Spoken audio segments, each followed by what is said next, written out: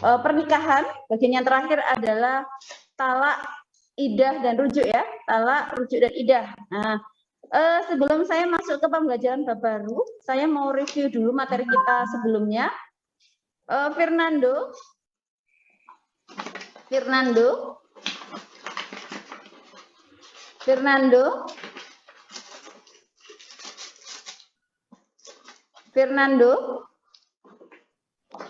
Iya, Miss. Ya, apa itu idah, Fernando?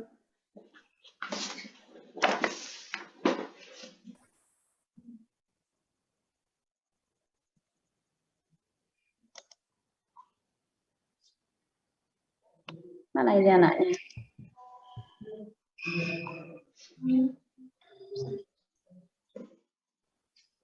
Oke, ada yang bisa bantu anak-anak yang online? Jarak, Miss. Jarak, apa itu jarak? Menjaga jarak sama pasangan. Menjaga jarak sama pasangan. Yang online ada yang tahu apa itu idah, yang offline? Idah. Menunggu kepastian. Idah adalah menunggu kepastian. Yang offline ada tambahan lagi. Apa itu idah?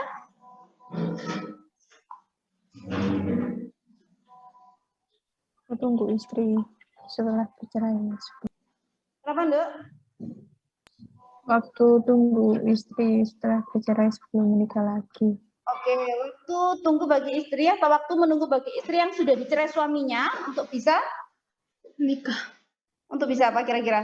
Menikah lagi. Menikah lagi. Oke, saya tanya yang offline dulu. Kenapa orang perempuan itu ada masa idah, laki-laki tidak ada masa idah?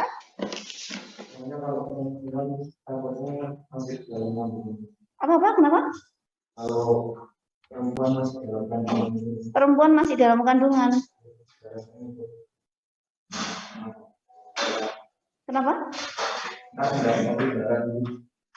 Tidak satu darah. Coba dijelaskan dulu ya. Kayaknya kalimatnya kurang jelas begitu paham ya. Kira-kira apa? Coba yang lain. Kenapa sih perempuan ada idah, laki-laki tidak ada idah? Soalnya perempuan bisa hamil, laki-laki nggak bisa hamil. Oke, baik.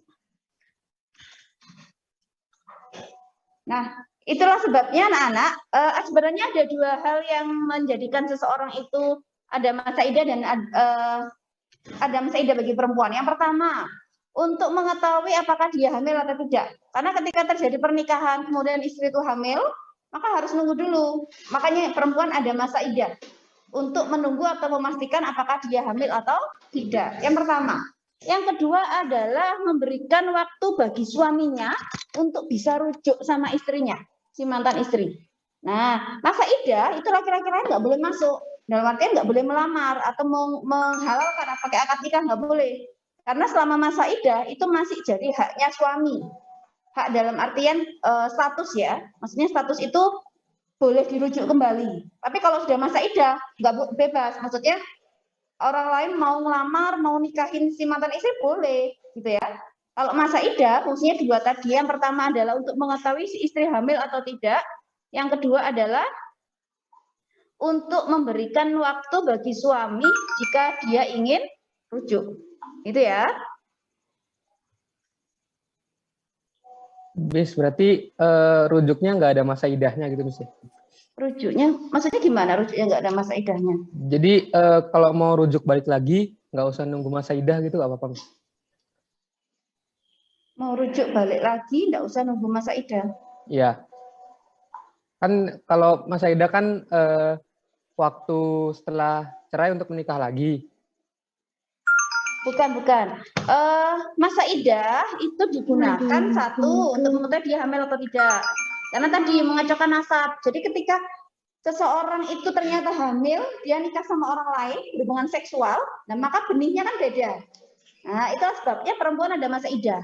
Yang kedua, masa idah itu digunakan untuk masa toleransi bagi suami kalau dia ingin rujuk. Miss, kalau rujuknya nanti setahun kemudian boleh ya? Boleh ya, kalau kan si perempuan mau misalnya. Waalaikumsalam. Gitu ya. Nah, jadi masa idahnya digunakan untuk jeda waktu bagi suami jika ingin rujuk. Miss boleh nggak rujuknya nanti misalnya kapan hari atau mungkin beberapa tahun kemudian rujuk boleh nggak? Boleh, nggak apa-apa, gitu ya. Oke, tadi siapa yang tadi yang tanya itu? Saya Miss Fajar. Oh Fajar, oke. Ada lagi anak-anak? Fajar sudah ya? Sudah Miss, terima kasih. Ada lagi anak-anak? Oke, nah masa idah tiap orang beda ya, sesuai dengan situasi dan kondisi atau keadaannya. Masa idah bagi perempuan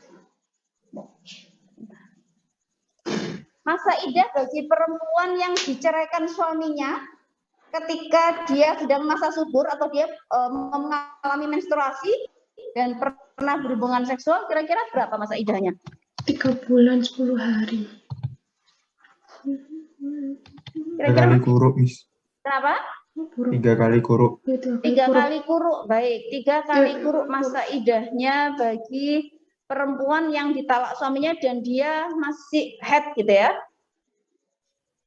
Oke, 3 kali kuruk. Kalau perempuan itu tidak mengalami haid atau menopause, kira-kira berapa?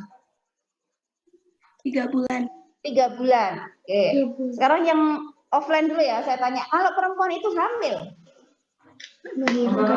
sampai lahiran, oke bagus. Satu lagi pertanyaannya. Kalau perempuan itu dicerai tanpa sebelumnya melakukan hubungan seksual dengan suaminya, tidak ada masa idah. Baik. Yang terakhir untuk yang online. Kalau perempuan itu dicerai mati suaminya, 4 bulan 10 hari. 4 bulan 10 hari. Jadi suami yang meninggal idahnya istri adalah 4 bulan 10 hari. Lebih lama. Misalnya punya contoh nih. Kalau istri itu hamil baru ketahuan tespek gitu ya, baru 2 bulan hamil. Suaminya meninggal. Kira-kira masa idahnya berapa, anak-anak? Masa idahnya berapa? Sampai lahiran. Ikut yang 4 bulan 10 hari enggak? Enggak. Tidak. Iya, sampai lahiran. Jadi seorang perempuan yang ditalak suaminya dan dia dalam masa ditalak mati ya, maksudnya ditinggal mati suaminya dan dia hamil, maka masa idahnya adalah sampai lahiran. Jadi memang lebih panjang. Karena itu tadi dia punya janin dalam perutnya, gitu ya. Baik, anak-anak hari ini kita lanjutkan materi. Miss Ani sudah nge-share modul di BC yang di rumah boleh sambil dibuka ya. Di sini saya bukakan di atas nih ya. LED-nya warnanya merah ya.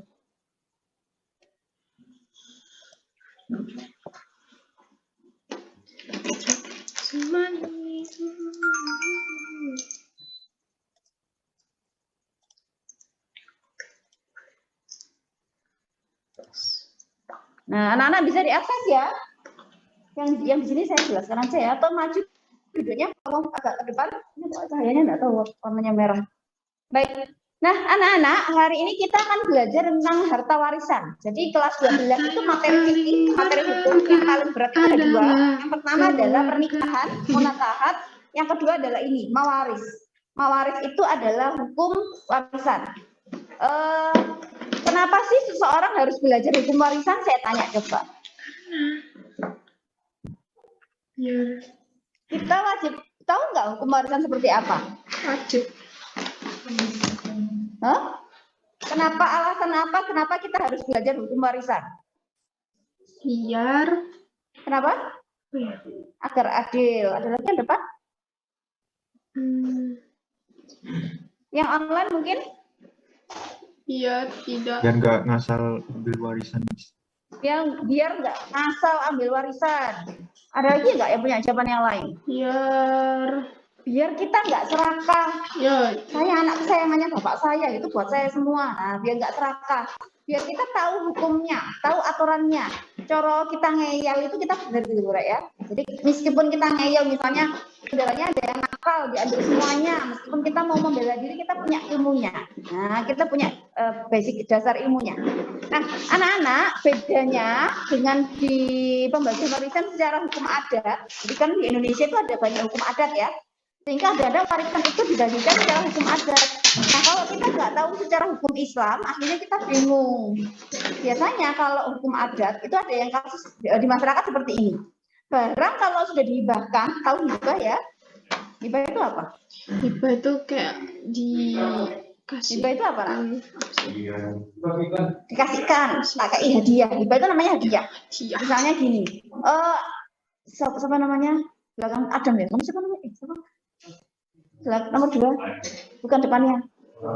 Abraham. Misalnya gini, Abraham, kamu saya kasih mobil, kata bapaknya.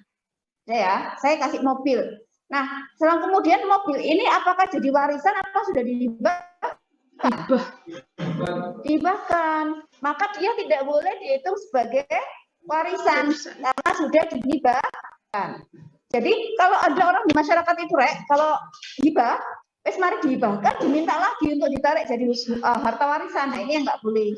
Karena barang yang sudah dihibahkan sudah dilepas statusnya, sudah hak miliknya si anak atau orang lain. Jadi tidak termasuk pada harta warisan. Atau itu tadi ada yang merasa paling berkuasa, akhirnya hartanya diambil semua atau dia membagikan sesuai dengan maunya dia. Nah, itu yang nggak boleh. Nah, itulah sebabnya alasan kita belajar harta warisan pembagian secara Islam adalah agar tidak terjadi pertengkaran, agar nggak saling rebutan warisan. Nah, kita bahas dulu. Kira-kira kalau orang mau bagi warisan, itu kan harus ada beberapa hal yang harus diselesaikan dulu. Ya. Kira-kira apa? Hutang. Hah? Ada hutang, oke, hutang. Kalau misalnya ada hutang, oke, saya tulis hutang. Kalau misalnya ada hutang, maka hutangnya wajib diselesaikan dahulu. Anak-anak pernah lihat nggak kalau kalian takziah melayat antar jenazah, bapak modernnya atau bapak tokoh agamanya gitu ya, atau keluarganya biasanya gini. Oh, Bapak Ibu, apakah si jenazah ini meninggalkan hutang? Kalau ada hutang piutang nanti diselesaikan dengan ahli waris. Pernah nggak dengar seperti itu?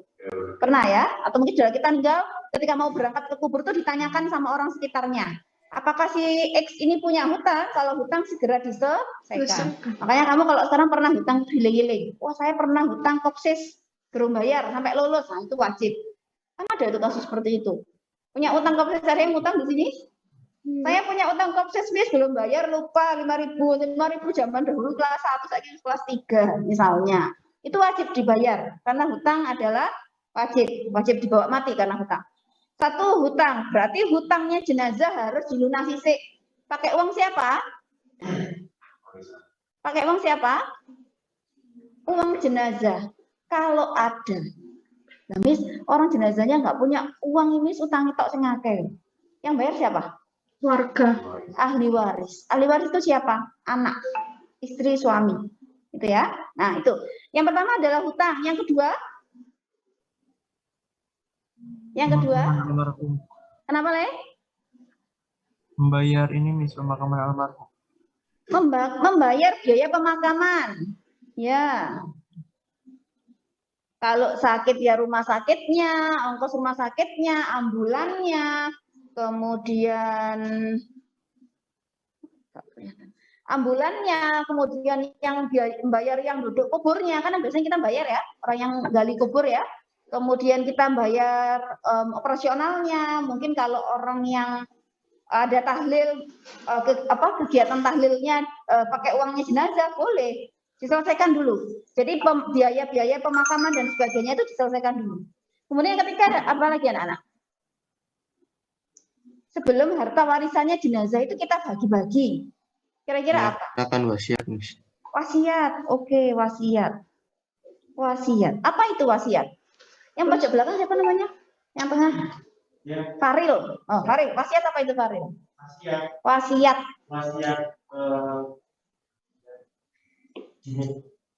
Kok hehe, wasiat? Pesan terakhir. Saya wasiatkan rumah saya kepada anak tercinta saya, misalnya. Apakah itu boleh?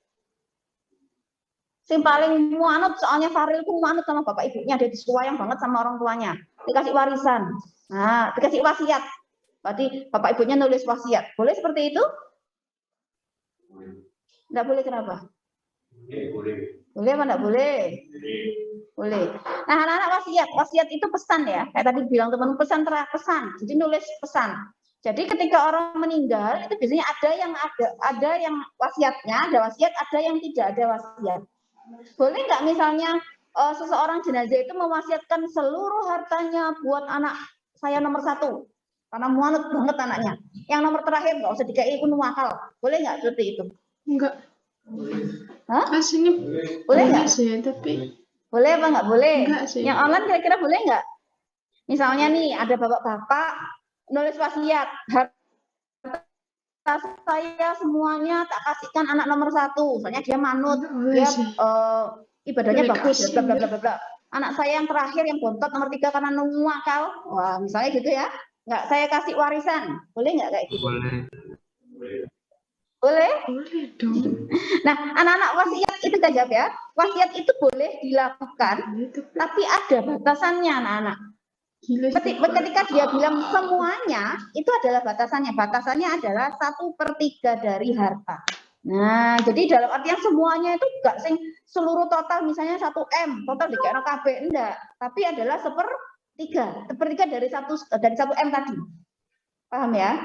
Misalnya yang angka yang gampang aja 30 juta misalnya. 1/3-nya berarti dia dapat 10 juta. Nah, 10 juta itu adalah haknya wasiat.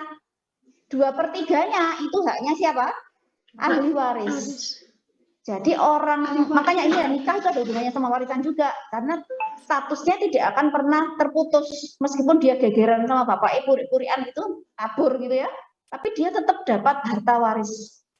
Paham ya? Nah, yang berikutnya apa kira-kira anak-anak? Yang keempat, zakat. Harta itu harus dikeluarkan dulu zakatnya. Berapa zakatnya? Berapa zakatnya? 25. Berapa zakatnya anak-anak? Zakat harta? Halo, pelajaranmu kelas 1 ya. Nanti ujian akhir kelas 1 enggak jawab di mana ini? Pelajaran kelas 10 ini? 2,5%. 2,5%. 2,5% dari total harta. Kalau sudah dimiliki selama 1 tahun.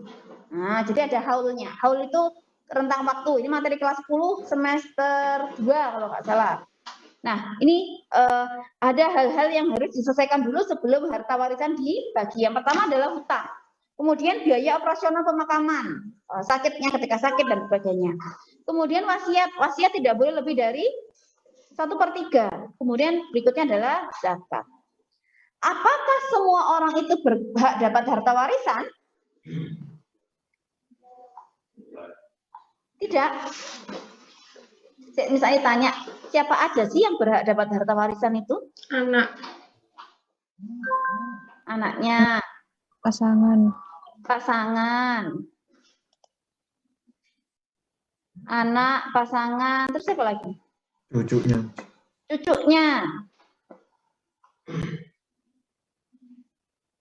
Anak, pasangan, cucu. Adiknya. Ya. Adiknya jenazah. Enggak deh. Gimana sih? Nah, ini ya.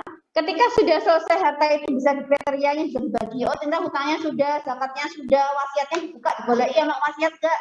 Kalau enggak ada ya enggak ada. Kalau ada ya diselesaikan wasiatnya dari duluan. Kemudian zakatnya sudah, biaya operasional sudah. Nah, kalau sudah seperti itu boleh dibagi warisan. Tapi harus dicek dulu kira-kira yang dapat warisan siapa saja. Contoh saya bikin soal ya di sini ya. Seorang meninggal dunia, ahli warisnya adalah istri. Anak, ini saya tuliskan dulu ya. Anak perempuan, anak laki-laki, ibu, bapak, adik kandung, kakak kandung,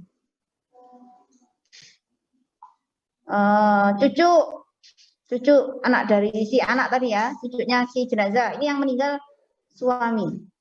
Nah, contoh ini ya. Suaminya meninggal, ada istri, ada anak perempuan, ada anak laki-laki, ada ibu, ada bapak, ada adik kandung, ada kakak kandung, ada cucu. Mbah berarti yang meninggal ya, karena sudah punya cucu. Nah, kira-kira anak-anak yang boleh dapat harta warisan siapa? Ahli warisnya siapa tadi? Istri. Yang boleh dapat harta warisan siapa anak-anak?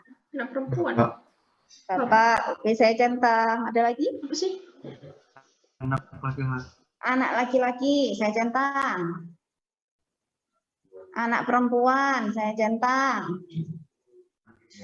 Adiknya, saya centang dulu ya, semuanya belum saya jawab ya. Adiknya, terus? Kira-kira yang dapat warisan siapa?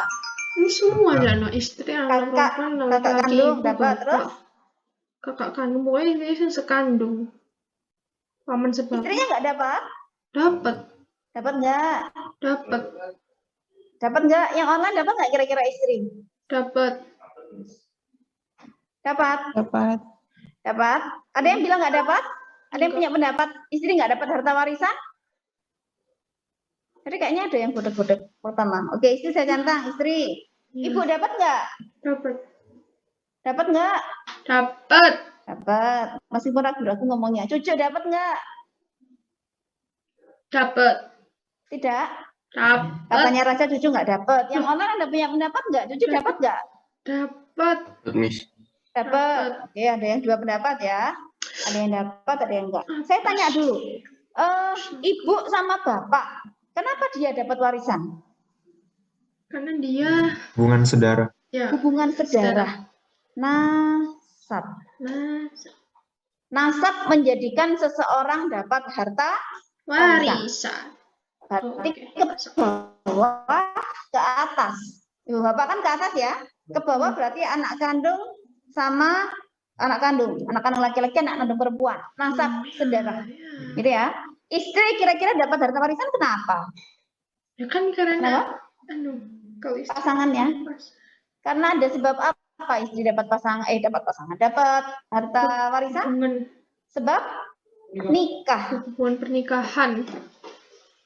Sebab nasab, sebab nikah, kemudian sebab apa lagi kira-kira? Sebab seagama. Ya, seagama. Misalnya, bapak ini meninggal, si suami meninggal, anak perempuannya ini termasuk non-Islam, murtad mungkin yang ikut suaminya. Misal contoh ini yang nggak boleh ditiru ya. Misalnya dia non-Islam.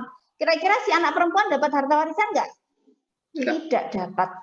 Jadi kafir menjadikan seseorang tidak dapat harta warisan. Meskipun saudara, meskipun anaknya iya. Kalau elek beda agama, nggak berhak dapat warisan. Termasuk bapaknya non muslim, dapat nggak saya warisan dari segi hukum Islam? Nggak dapat. Enggak. Tapi ya dikasih sama orang tuanya nggak apa-apa dikasih. Tapi secara hukum kita nuntut hukum nggak bisa, karena secara hukum agama dia nggak dapat. Gitu ya. Yang keempat adalah sebab memerdekakan budak. Kalau sekarang ini nggak ada anak-anak. Dulu anak-anak pernah ingat ceritanya Bilal? Ingat nggak ceritanya Bilal? Bilal itu budak hitam gelap. Jadi zamannya Rasul itu sing hitam-hitam itu jadikan budak semuanya. Kulit hitam itu, nah itu jadikan budak. Nah Bilal itu adalah seorang budak.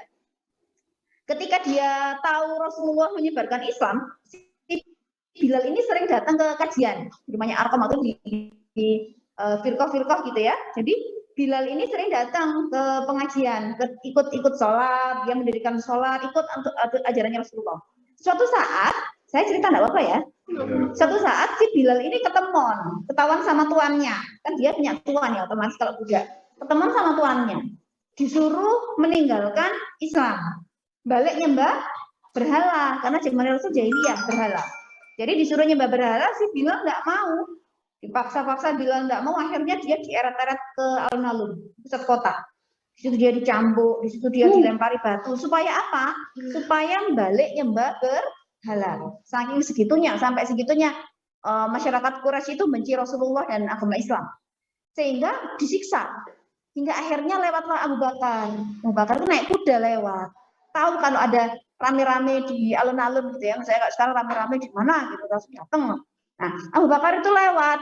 Kemudian Abu Bakar itu nanya aduh ada apa, akhirnya si dijelaskan ya, orang tahu kalau ternyata si Bilal ini disuruh nyembah berhala, dia nggak mau. Akhirnya si Abu Bakar itu tanya, berapa kamu jual budakmu? Kalau dulu budak itu dijual belikan anak-anak, jadi hak milik. Sama hanya budak itu miliknya tuan, diapa-apain boleh sama tuannya. Zaman dulu, zaman jahiliyah. Sekarang nggak ada ya budak. Bukan pembantu ya, karena budak itu beda. Nah, kemudian sama Abu Bakar, si Bilal ini dibeli. Udah saya beli, saya kasih uang banyak. Waktu itu dibeli banyak sama Abu Bakar. Akhirnya Bilal merdeka. Akhirnya Bilal kan miliknya Abu Bakar. Tapi sama Abu Bakar dimerdekakan. Sudah, sekarang kamu bebas. Nah, kamu bebas. Tidak jadi budak lagi. Kamu saya bebaskan. Jadi dia orang merdeka. Si budak Bilal tadi. Nah, hubungan antara Bilal sama Abu Bakar, nah ini adalah hubungan saling mewarisi. Kalau Bilal meninggal, Abu Bakar dapat warisan boleh. Kalau Abu Bakar meninggal, Bilal dapat warisan boleh. Nah, ini namanya adalah hubungan memerdekakan budak. Oke, sampai sini ada yang mau ditanyakan? Budak korporat. Belum. Kalau ini yang ini sudah nggak berlaku ya, zaman kita ya, insya Allah sudah tidak ada. Kira-kira kalau tadi adalah hal-hal yang menyebabkan seorang dapat harta warisan. Ada nggak kira-kira seseorang yang menghalangi untuk dapat warisan? Ada. Satu tadi, kafir. Beda agama sudah nggak bisa dapat harta warisan. Kemudian berikutnya adalah, kira-kira apa anak-anak? Cerai. Kenapa? Kenapa, Dok? Cerai. Cerai, oke cerai. Lek wes cerai ya nggak bisa dapat warisan. Meskipun, mantan suami saya cerai, misalnya ada orang bilang gitu, saya tak kesana minta warisan, nggak oleh. Karena sudah putus hubungan pernikahannya. Berarti dia tidak berhak dapat harta warisan. Yang berikutnya adalah ini tadi, budak. Budak tidak dapat harta warisan, meskipun dari bapaknya. Bapaknya oke, tapi anaknya budak. Nah, ini kita bicara zaman dulu ya. Maka dia nggak boleh dapat harta warisan. Kenapa nggak dapat? Karena kembali ke konsep budak adalah milik tuan. Berarti ketika dia harta warisannya punya siapa? Tuannya, dipek sama tuannya. Nah, begitu konsepnya. Yang berikutnya kira-kira apa lagi? Kafir, murtad, cerai, budak. Satu lagi apa ya? Tidak seagama, bukan nasab. Misalnya nggak lupa yang ini. Nanti saya jawab di pertemuan berikutnya ya. Saya nggak lupa konsep yang ini. Nah, ini adalah sebab-sebab seseorang dapat harta warisan anak-anak. Kita tadi istri sudah, sebab nikah, anak perempuan, anak laki-laki, ibu bapak sudah, cucu. Kira-kira cucu dapat nggak? Dapat. Kenapa nggak dapat? Nggak dapat. Dapat. Hah? Cucu lah saudara atau kok bayi? Mbah kandung loh ya. Misalnya ini kan suami tadi kan mbah ya, berarti ya? Iya. Mbahnya si cucu. Kira-kira dia dapat nggak cucunya harta warisan? Dapat. Dapat nggak? Dapat. Yang online dapat nggak kira-kira cucunya? Dapat. Cucu itu tidak dapat karena dia Bukannya dapat ya? terhijab. Apa hijab itu? Hijab itu jilbab katanya. Iya. Hijab itu apa? Hijab itu penutup anak-anak. Jadi cucu itu ketutupan sama siapa? Sama anak. Sama bapak ibunya si cucu tadi. Ini boleh nggak? Bisa dipahami nggak? Bisa. Bentar. Saya ini kan. Saya bikin bagan aja wes, biar mudah. Ada suami, ada istri. Gini ya. Ini anak. Ada anak gini ya. Si A,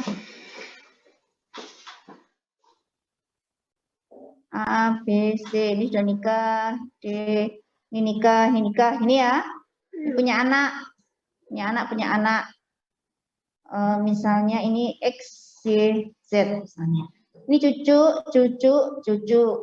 Ketika si mbah ini meninggal, saat suami meninggal, maka yang dapat harta warisan adalah istri dapat, anak si A dapat, si B dapat, si C dapat. Cucu dia terhijab. Kenapa bisa terhijab? Karena ada anak. Karena bapak anaknya ini masih ada. Ini anak ini masih ada. Kalau anak ini meninggal, Miss, maka jatuhlah itu ke cucu. Nah, paham ya? Jadi cucu itu terhalang sama siapa? Sama anak. Kemudian kalau ternyata di sini dia punya kakak, Miss. Dia punya adik. Tadi kan ada di soal saya yang pertama tadi ya. Kira-kira dapat warisan enggak? Tidak dapat. Kenapa? Karena terhalang oleh anak.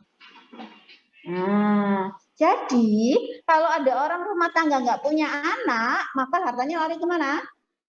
Saudara kandungnya. Nah, paham ya? Berarti secara hukum Islam, kalau seseorang rumah tangga kemudian nggak punya anak atau orang masih lajang, belum nikah, tapi nggak punya harta, dia meninggal, maka hartanya kembali ke hartanya ahli warisnya siapa? Bapak ibunya, kemudian saudara kandungnya. Nah, bisa dipahami sampai sini anak-anak? Oke, bisa saya hapus ya? Ada pertanyaan kah sebelum saya lanjutkan?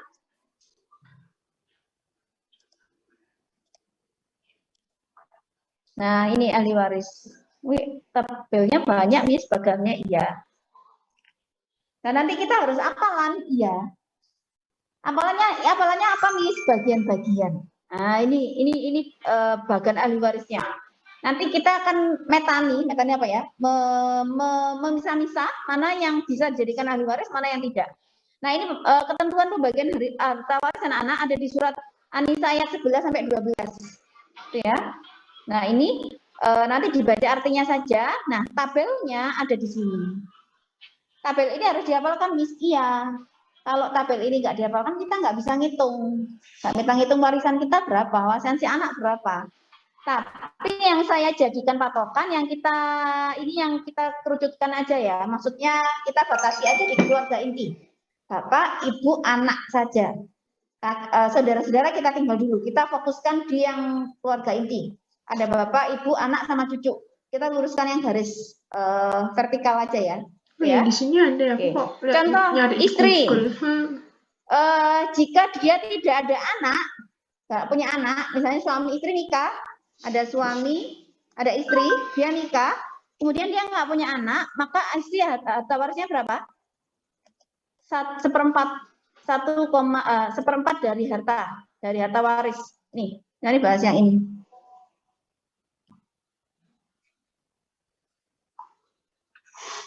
Kalau istri itu tidak punya anak, maka dapatnya adalah 1/4. Kalau istri itu punya anak, dapatnya 1/8. Separuhnya, separuh lebih besarnya. Paham ya? Kalau istri punya anak, dapatnya berapa anak? Punya anak. 1/8. Kalau nggak punya anak, 1/4. Kebalikannya suami. Perempuan sama laki-laki dapatnya lebih gede daripada perempuan. Kalau suami, kalau istrinya meninggal, maka jika ada anak dia dapat 1/4, 2 kalinya istri kan? Kalau dia tidak ada anak, dapatnya adalah setengah. Bisa dipahami ya? Oke. Sekarang ini saya bahas dulu, saya bacakan dulu aja biar nanti nggak bingung. Anak perempuan, kalau dia sendirian, anak tunggal perempuan, dapatnya setengah. Ada di sini yang anak perempuan tunggal? Fania. Yang online ada anak perempuan tunggal? Satu-satunya anak di keluarganya tunggal? Ada nggak? Perempuan. Ada nggak? Ada, Miss. Siapa ini? Faradila. Oke, Faradila perempuan tunggal ya. Maka dapatnya adalah setengah dari harta ahli waris. Perempuan dapatnya setengah. Nah, kalau perempuan itu 2 anak atau lebih, berarti anak perempuannya 2, apa 3, apa 4, apa 5, KB, nggak ada anak laki-laki, dapatnya berapa? 2/3. Paham ya? Kalau anak perempuan 2, ada nggak yang di sini perempuan tok, anak bapak ibunya perempuan tok lebih dari 1? Ada. Saya. Mayang berapa jumlah saudaranya? 2 sama saya, Mas. Oh, 2, berarti berdua ya. Maka dapatnya adalah 2/3 dari harta warisan. Nah, oke. Yang berikutnya, kalau anak laki-laki, kalau dia bersama anak laki-laki misalnya, Raja saudaranya berapa Raja? Nah, 3. Ada perempuannya? Laki-laki semua. Ada nggak yang laki-laki perempuan? Farah ya? Oh, Kaila berapa? 4 itu perempuan? Oh iya. Perempuan aja? Oh, 2 perempuan, 2 laki-laki. Nah, kalau bersama seperti ini anak-anak namanya adalah asoba. Apa itu asoba? Oh, materinya agak banyak ya. Bentar. Asoba itu apa? Mie ya? Ini boleh saya hapus ya? Nah, anak-anak harta warisan Harta yang paling berharga adalah itu dibagi 2. Ada yang namanya zawil furud. Zawil.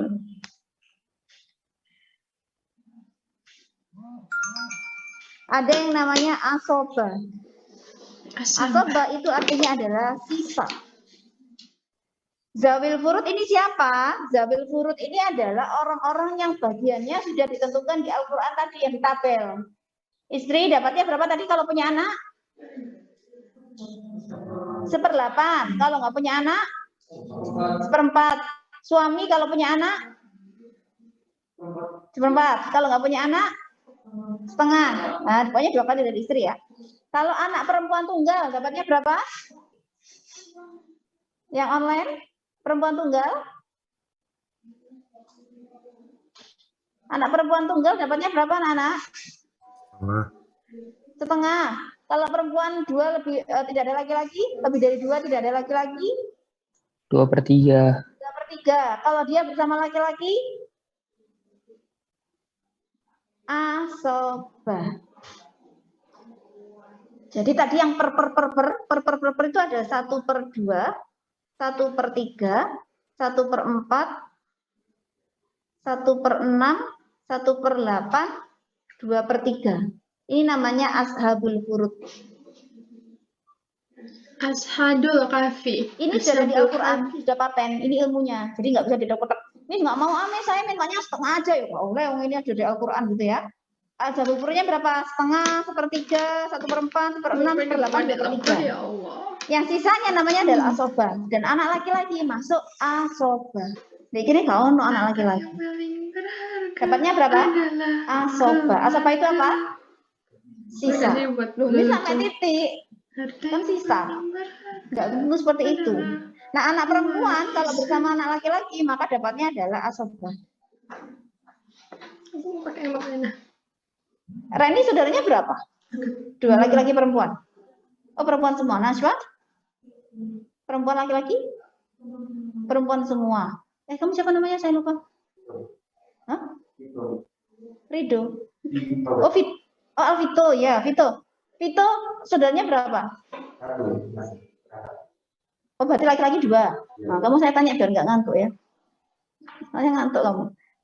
Laki-laki 2. Ada Abraham berapa?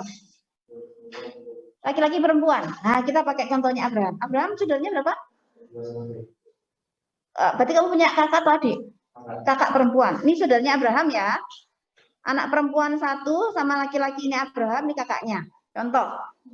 Kalau bersama seperti ini anak-anak, dapatnya adalah asoba. Asoba itu apa? Asoba adalah sisa. Masuk ke ilmu perbandingan. Perbandingannya adalah 2/1. Abraham dapatnya 2, kakaknya dapatnya 1. Berarti harta ini dibagi? Harta ini dibagi? Abraham untuk loro, adik Mbak untuk 3. 3. Berarti Abraham dapatnya adalah 2/3, saudara perempuan dapatnya adalah 1/3. Dari mana? Dari harta ini tadi, penjumlahan harta. Karena laki-laki dapatnya 2, perempuan dapatnya 1. Oh, ya 1. Paham ya? Oke. Yang belakang pojok jumlahnya saudaranya berapa? Oh, anak tunggal, laki-laki. Kalau laki-laki tunggal dapatnya? Loh, kamu laki-laki sendirian? Oh, kalau kamu dapatnya berapa kira-kira? Oh, full. Full apa ini? Full semua harta mau kayak kafe. Kalau laki-laki tunggal dapatnya berapa anak-anak? Laki-laki tunggal dapatnya berapa? Asoba, sisa. Berarti sisa. Begitu ya kalau laki-laki tunggal. Kalau kayak raja tadi laki-laki sama laki-laki berapa ya? Hartanya sisanya dibagi 3 karena dia saudaranya 3. Oh ya 3. Kakak, adik misalnya gitu. Karena saudaranya 3, berarti langsung dibagi 3, nggak pakai ilmu perbandingan. Kalau si Abraham kan ada laki-laki perempuan, maka masuk ke perbandingan 2:1. Laki-laki dapatnya 2, perempuan dapatnya 1. Sampai sini konsepnya ada yang belum paham nggak? Nanti minggu depan kita mulai ngitung. Ada yang masih bingung nggak dengan konsep ini? Waktu saya habis ya? Oh, belum. Ada yang masih bingung kah dengan konsep ini? Enggak? Kalau enggak saya hapus ya. Saya coba masuk ke soal cerita dulu deh. Seseorang meninggal dunia, ahli warisnya adalah istri, anak perempuan, anak laki-laki, ibu sama bapak. Ya ampun. Ini akademis, ya masih lengkap orang tuanya. Seorang meninggal dunia, ahli warisnya adalah istri, anak perempuan, anak laki-laki, ini satu ya, masing-masing satu anak perempuan, satu anak laki-laki, ibu sama bapak. Kira-kira cara ngitungnya gimana anak-anak? Ada yang sudah punya gambaran nggak? Ya, apa yang harus kita dulukan?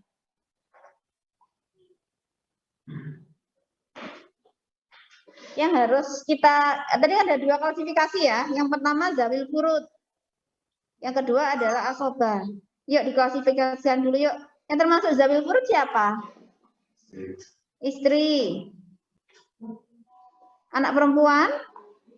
Anak perempuan kalau bersama laki-laki masuk mana? Asobah. Berarti anak perempuan di sini. Anak laki-laki masuk apa? Asobah. Berarti anak laki-laki. Ke anak. Ibu bapak masuk apa? Soalnya cerai. Pak istri ini Nggak dapat masuk, bukaan tabelmu. tabel. Tabel. Tabelnya mana tabelnya? Nah ini loh. Tabel, dilihat tabelnya anak-anak. Aku seru deh. Apa kedokteran? Enggak, arsitek. Nah ini, ayah kandung sama ibu kandung. Dapatnya berapa? Kita sepakati aja ya, mungkin di sini ada yang beberapa yang tidak cocok, kita sepakati dapatnya adalah 1/6. Ayah 1/6, ibu 1/6, ya. Berarti dapatnya ayah dapat berapa? 1/6, ibu dapat 1/6. Berarti ini wajib didahulukan. Berarti harta tadi wajib dikurangi zakat, kurangi biaya, kurangi hutang, bla bla bla bla. Misalnya ketemulah 25 juta. Contoh, ini contoh, hartanya 25 juta. Berarti yang harus dikalikan dulu dengan apa? Harus diselesaikan dulu dengan zawil furud. Cukup ini punyanya istri berapa? Itu tadi berapa istri? Dapatnya 1/8. Ayah dapatnya 1/6. Ibu dapatnya dari 25 juta. Kalau sudah dikurangi hartanya, saldonya berapa? Saldo itulah yang dimaksud dengan sisa. Punyanya asobah. Kalau dia anak laki-laki 1 perempuan 1, berarti masuk perbandingan 2:1. Berarti anak laki-laki dapatnya 2 bagian, anak perempuan dapat 1 bagian. Sampai sini ada yang mau ditanyakan anak-anak? Relevan, dia mau ngasih atau enggak? Begitu sih. Lebihan. Belum ya? Insya Allah minggu depan kita mulai dalam. Istri sama ayah ibu, yang duluan istri.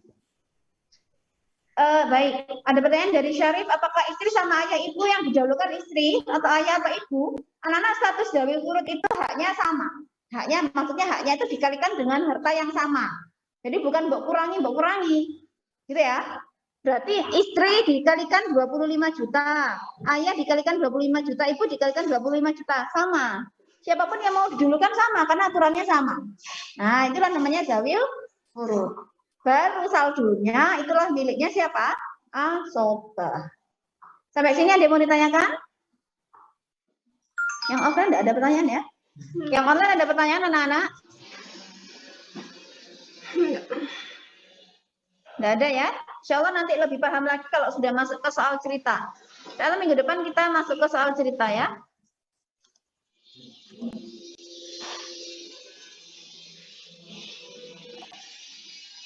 Ini nanti masuk ke PAS ya, Nana ya. Jadi nanti perlu di ini. Nah, ini contohnya ada di sini, contoh soalnya. Nah, baik, nanti kita lebih banyak latihannya kalau untuk warisan karena konsepnya sudah. Saya tutup ya. Baik, anak-anak, untuk materi hari ini saya rasa cukup. Kita akhiri dengan bacaan hamdalah bersama-sama. Alhamdulillahirabbil alamin.